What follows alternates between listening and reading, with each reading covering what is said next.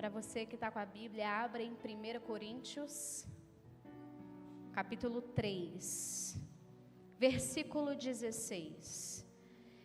E a minha palavra nessa noite começa com uma pergunta. O título da minha mensagem, na verdade, é uma pergunta. E eu gostaria que a gente trouxe, eu gostaria de trazer essa reflexão nessa noite.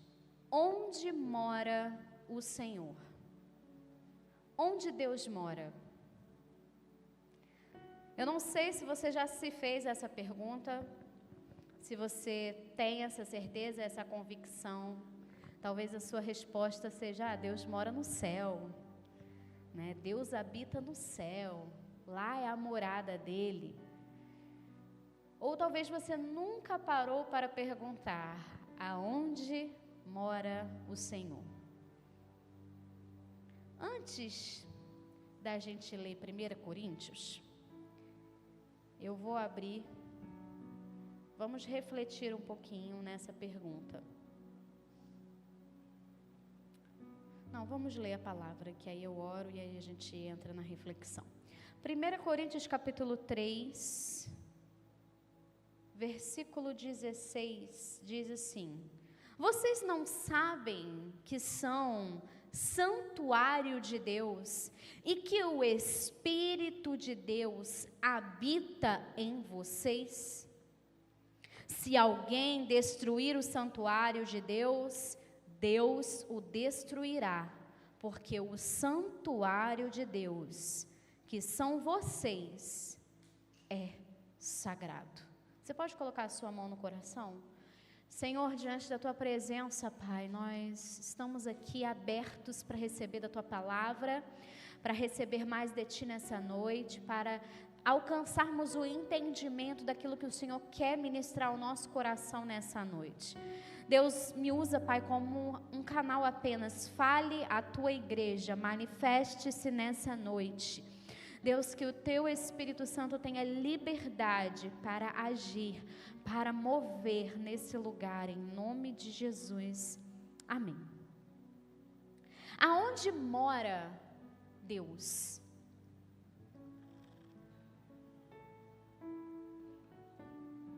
Aqui, em 1 Coríntios, nós vemos o apóstolo nos ensinando que nós somos o lugar da habitação. Mas antes de nos aprofundarmos, eu gostaria que a gente compreendesse algumas coisas. Primeiro, eu gostaria que a gente fosse lá em Êxodo.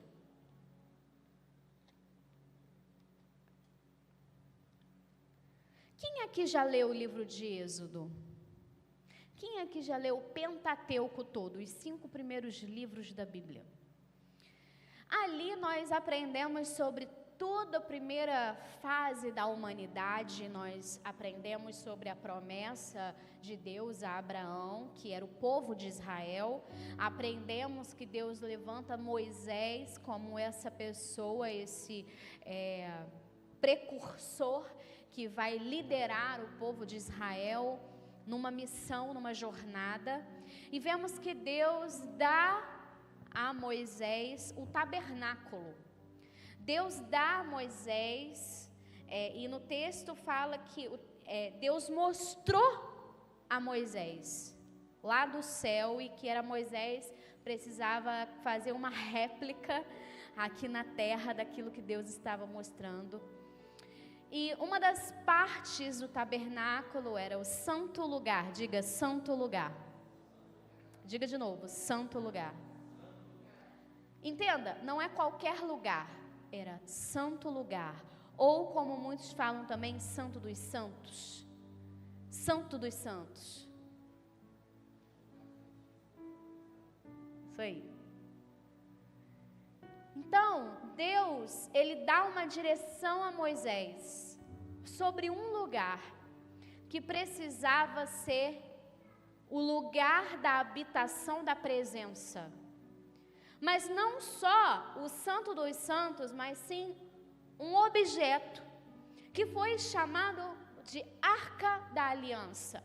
Aqui em Êxodo, capítulo 25, verso 12 ao 14, fala uma característica dessa arca da aliança que eu gostaria de refletir com vocês. Mande fundir 4 argolas de ouro. Pensa aí, gente, 4 argolas de ouro.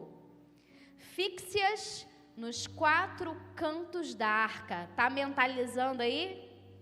4 argolas de ouro, uma argola em cada canto da arca, 2 argolas num lado dela e 2 argolas no outro lado.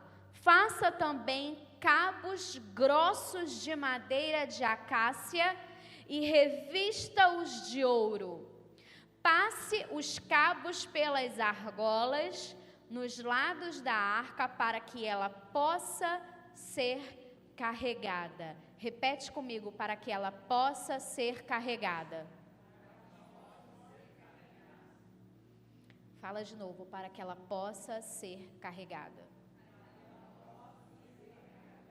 Ou seja, a arca da aliança era onde, vamos dizer assim, tecnicamente habitava a presença de Deus.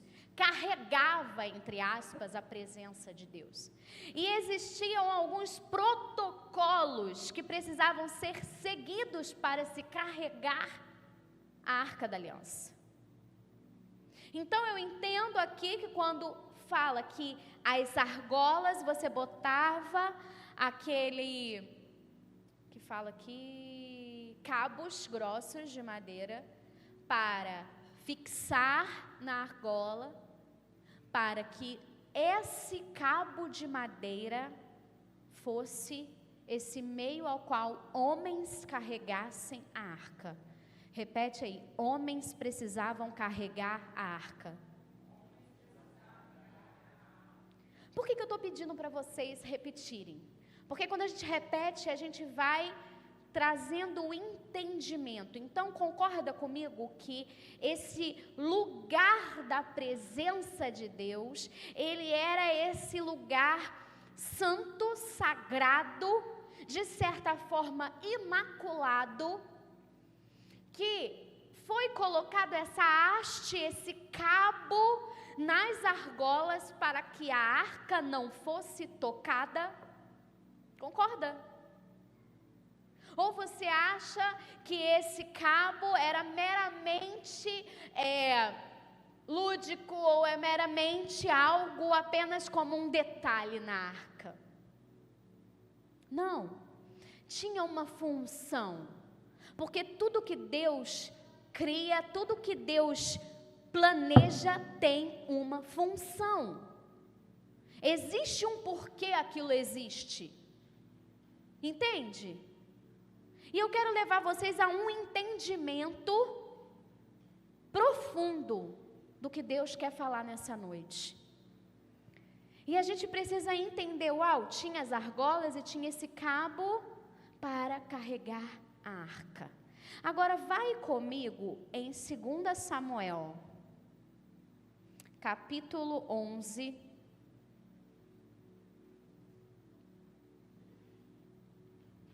Não, desculpa, 2 Samuel 6, primeiro. 2 Samuel 6. 2 Samuel 6, versículo 3. Obrigada por vocês colocarem aí a imagem da arca. 2 Samuel, capítulo 3. Capítulo 6, versículo 3. Diz assim: puseram a arca de Deus numa carroça nova e a levaram da casa de Abinadab, que ficava numa colina. Prestaram atenção? Puseram a arca de Deus numa carroça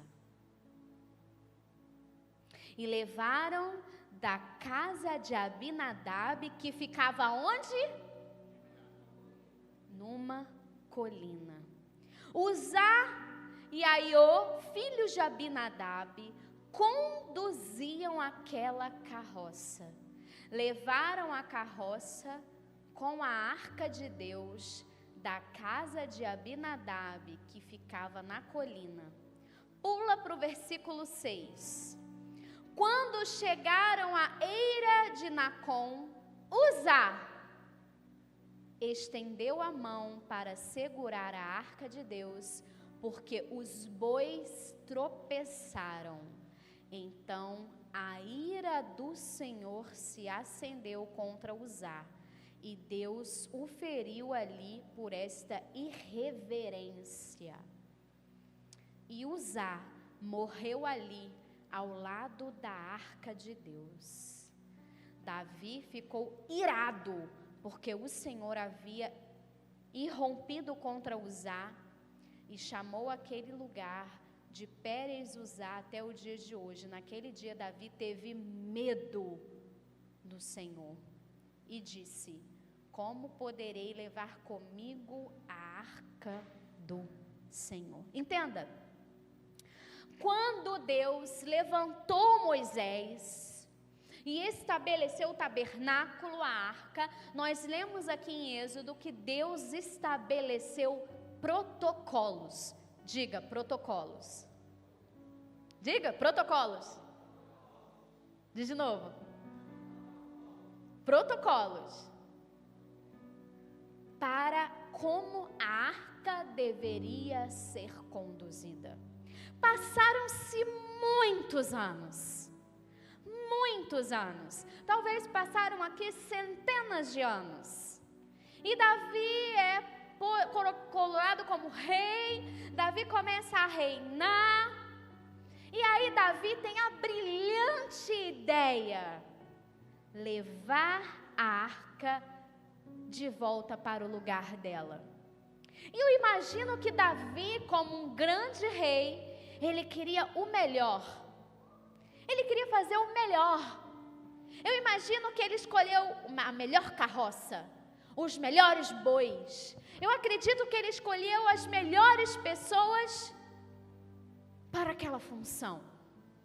Mas entenda, querido, Deus não quer que a gente faça o que a gente acha que é melhor.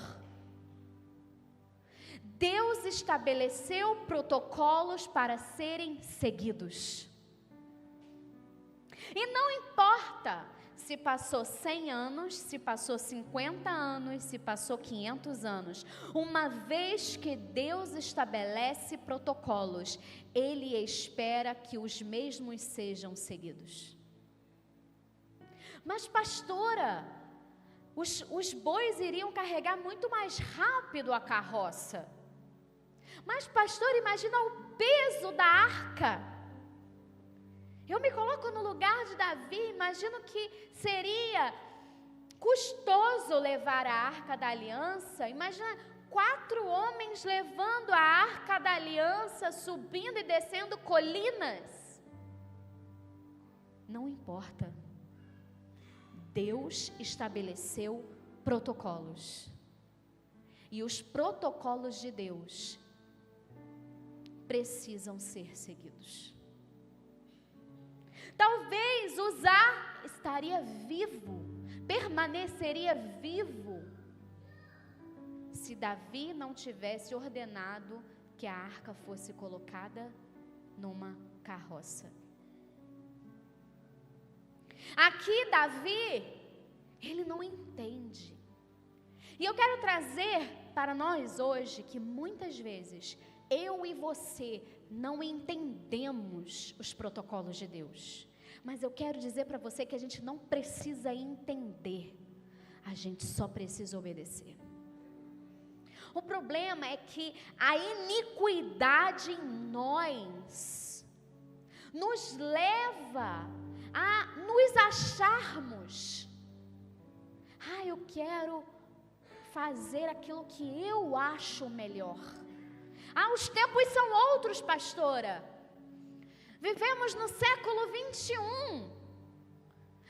Esses princípios já não cabem mais.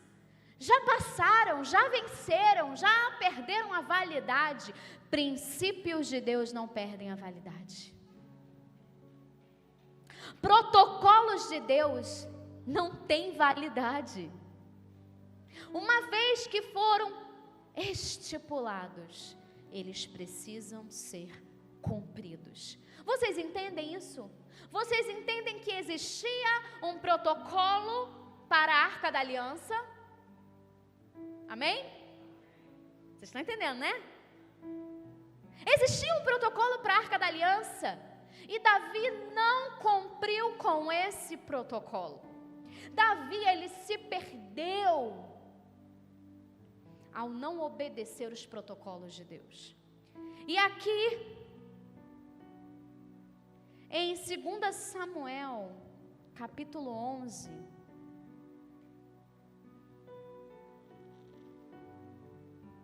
quem aqui lembra da história de Davi com Betseba?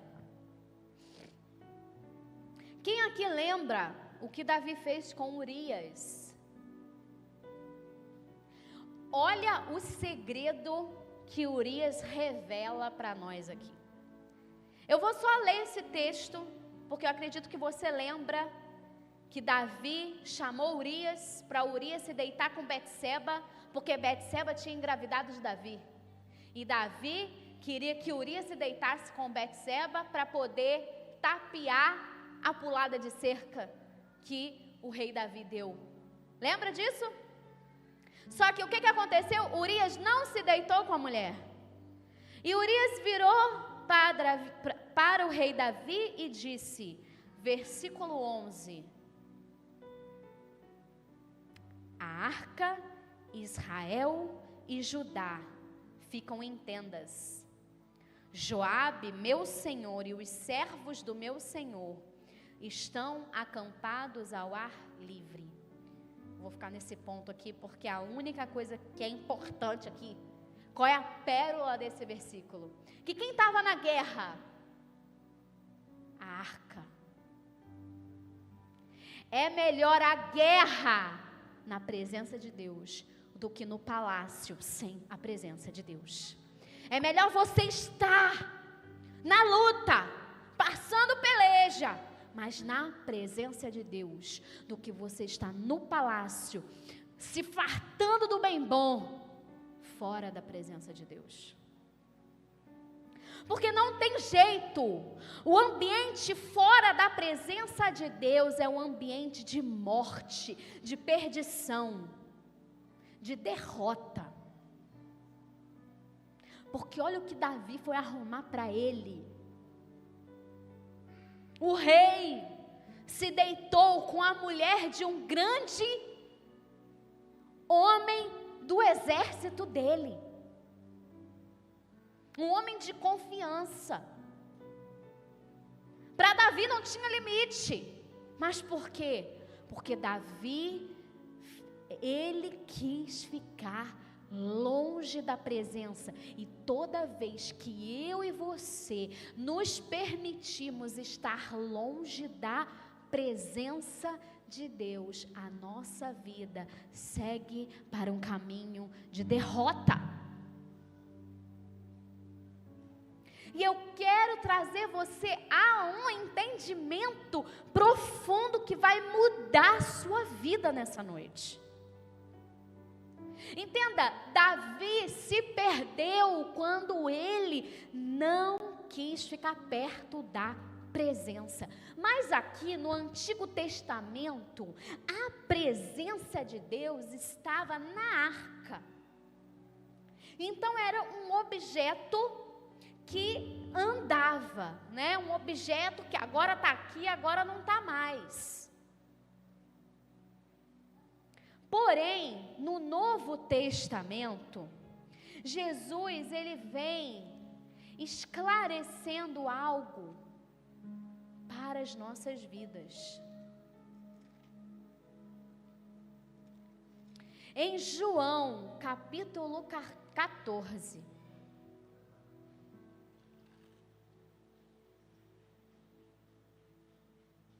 porque o que acontece? Um pouco antes de Jesus nascer, a arca some.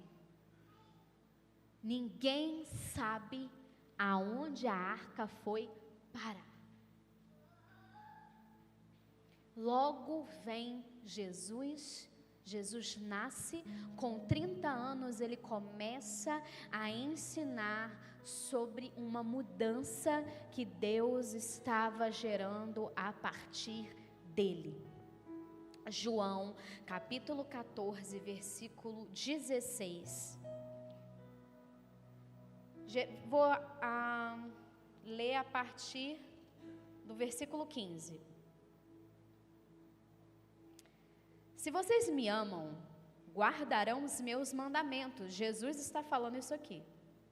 E eu pedirei ao Pai, e Ele lhes dará outro Consolador, a fim de que esteja com vocês para sempre.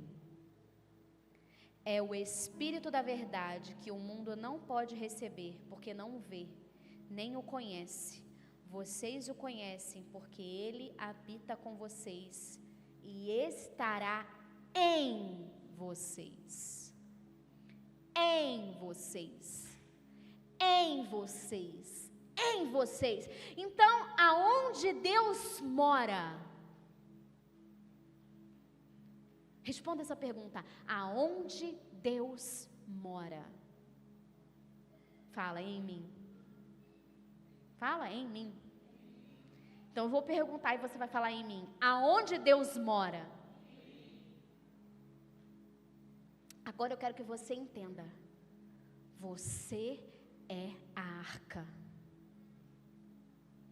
Você é a arca. Como você tem conduzido a arca da aliança? Você tem sido Davi?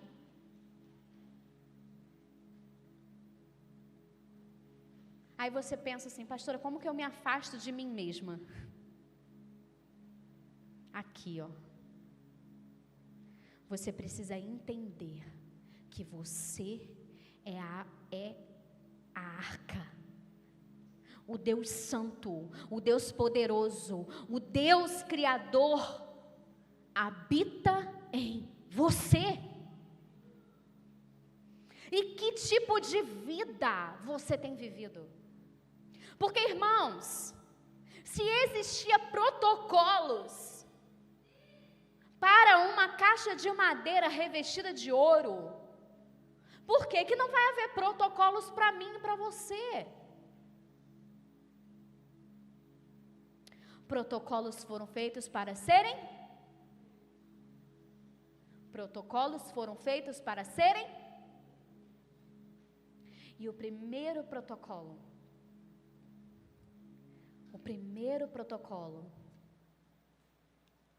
que Jesus vem falando é que você precisa. Jesus disse: se alguém quiser vir após mim, negue-se a si mesmo. Tome todos os dias a sua cruz e siga-me. Então eu quero dizer que o primeiro protocolo é que você precisa se arrepender do seu pecado. Você é habitação, você entende isso, você é a arca da aliança. Você é a arca da aliança. Vira para quem está do seu lado e fala: você é a arca da aliança. Eu não sei a vida que você tem levado. Eu não sei a vida que você tem vivido. Mas você é a arca da aliança. Você carrega a vida de Deus.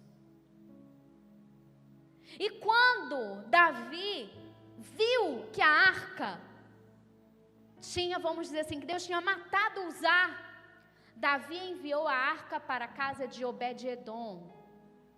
E a casa de Obed-edom foi muito abençoada, porque a arca, que é esse ambiente da presença, esse lugar da presença, aonde ela está, ela transforma o ambiente, ela transforma o lugar, ela transforma a família, ela transforma. Então eu quero dizer que você é essa figura transformadora de vidas.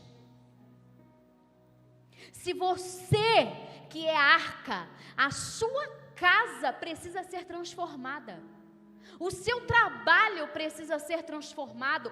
Por onde você passa, você precisa transformar. Então, se eu posso dizer, o segundo protocolo é que você precisa testemunhar. Porque a arca, por si só, ela gerava testemunho, porque aonde ela ia, a vida das pessoas era abençoada. Então não aceite que a sua casa não seja abençoada. Porque se você é arca, você é essa figura da bênção. Pastor, eu não tenho sido. A minha casa não tem sido transformada. Na verdade, pastor, a minha casa é um lugar de guerra, é um lugar de tormento. Olhe para você. Olhe para você. Porque nós temos uma mania de olhar para o outro. Ah, o outro não está sendo arca. Não, eu sou a arca, mas o outro não está sendo a arca. Querido, eu quero te falar uma coisa. Nada é mais forte do que a presença de Deus. E a partir do momento que você entende que você é arca, o ambiente à sua volta precisa ser transformado. E se ele não está sendo transformado, eu sinto te dizer, a terra seca é você. Tem uma música que mudou uma geração, vamos dizer assim, né? A música do Judson de Oliveira, a terra seca sou eu. Se o ambiente não está mudando aonde você vive, traga para você a responsabilidade. Não é culpa, não é trazer sobre você, ai, que culpa, não. Eu trago para a minha responsabilidade, então eu vou orar, eu vou buscar a Deus, eu vou ler a palavra, eu vou buscar, mas eu não aceito a minha casa estar debaixo de guerra, eu não aceito a minha casa estar nesse ambiente, eu não aceito o meu trabalho estar nesse ambiente, porque eu carrego a presença. Fala, eu carrego a presença. Há uma responsabilidade sobre mim. Pode falar, há uma responsabilidade sobre mim. Vamos nos colocar de pé?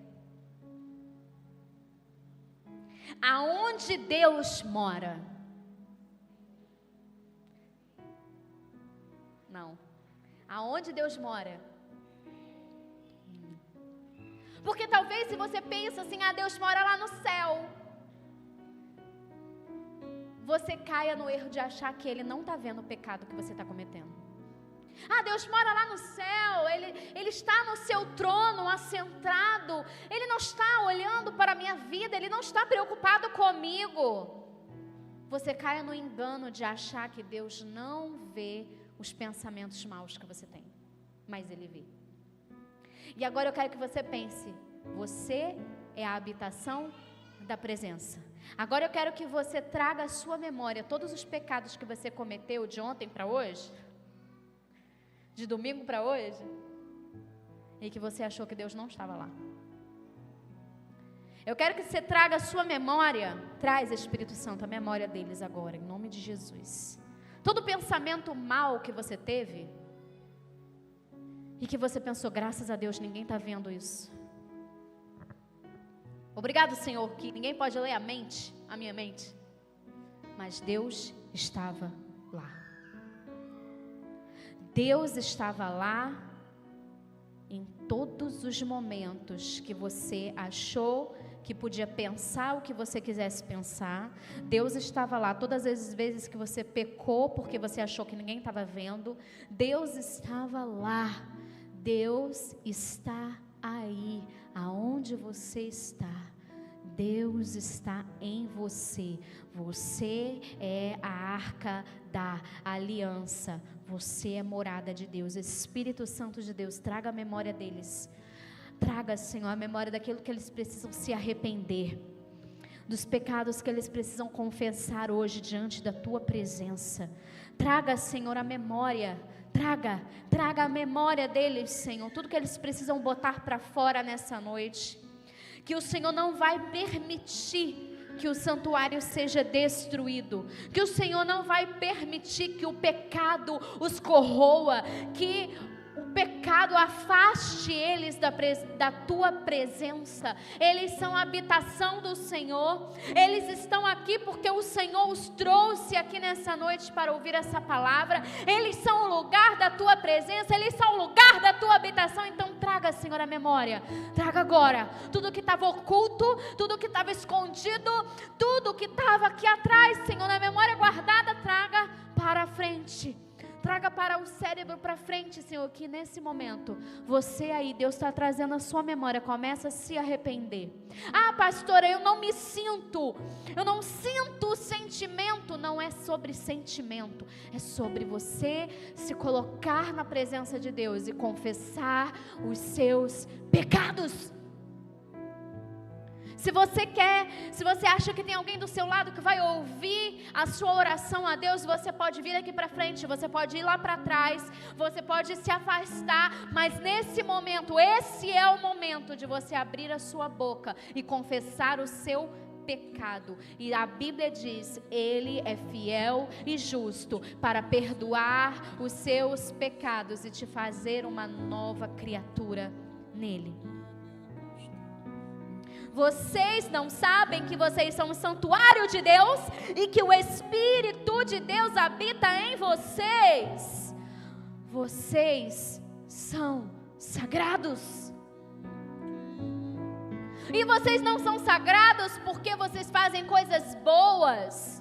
Não, vocês são sagrados porque Deus santifica vocês. Deus purifica vocês. Porque Deus perdoa, porque Deus separa você, porque Deus abençoa você, porque Deus derramou algo sobre a sua vida e Ele quer te usar para transformar o ambiente aonde você está inserido.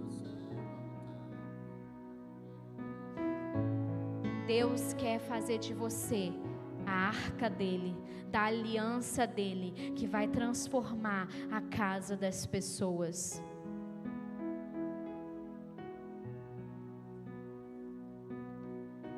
A arca da aliança guardava os 10 mandamentos, a arca da aliança guardava o maná, a arca da aliança guardava o cajado de Arão que tinha florescido, e eu quero dizer que você guarda a palavra profética, você guarda a salvação que o mundo anseia, você guarda poder de Deus, você guarda a glória de Deus, você guarda, está em você. Então agora eu quero que você olhe e você imagine dentro de você essa vida de Deus, esse poder de Deus, essa bênção de Deus. Está sobre você a cura, está sobre você a libertação, está sobre você poder de Deus, maravilhas, dons de milagres, dons espirituais, está dentro de você. Senhor, diante da tua presença, Pai, nessa noite, Senhor, eu peço que o Senhor bota para fora, Pai, os teus dons espirituais, bota para fora deles, Pai, vida, vida, vida, que aonde eles chegarem, as vidas das pessoas sejam tocadas e transformadas. Ah, Deus, a sombra de Pedro curou, Senhor, e eu peço, faz de novo, Senhor, usa a sombra para curar. Usa a boca deles, Pai, para curar. Usa a vida deles para curar. Separa eles, Pai. Separa o seu povo para mudar a vida das pessoas. Ah, Deus, todos aqui, Senhor, são pequenos cristos. Eles se denominam cristãos, ou seja, são pequenos cristos. Cristo curava, Cristo libertava, Cristo transformava. Então usa eles, Pai, para mudar a história da vida das pessoas. Usa eles, Senhor, para transformar, que eles sejam resposta de oração na vida daqueles que estão lá fora, perdidos, que querem te encontrar. Usa eles como profeta do Senhor, para declarar bênçãos do Senhor, e faça valer, Senhor, as palavras abençoadas que saírem da boca deles, Pai, e mostra que o Senhor é Deus na vida deles, e que eles são essa arca que carregam a tua presença, e que por causa disso, Senhor, há uma responsabilidade da nossa parte. Nós nessa noite, Senhor, nos posicionamos diante da tua presença e pedimos que o Senhor cure o ambiente da nossa casa, que o Senhor cure a nós, e que o Senhor venha, Pai, trazer vida em nós, e que brote vida de nós, e aqueles, Senhor, que vivem com a gente, possam ver o Senhor na gente, que não seja a nossa carnalidade, que não seja a nossa humanidade, mas que seja o sobrenatural do Senhor, e que a nossa família, que a nossa casa, que o nosso trabalho testemunhe que o Senhor é Deus sobre Macaé, que o Senhor é Deus sobre o Brasil, que o Senhor é Deus que faz ainda muito mais do que o Senhor fez no passado. Em nome de Jesus.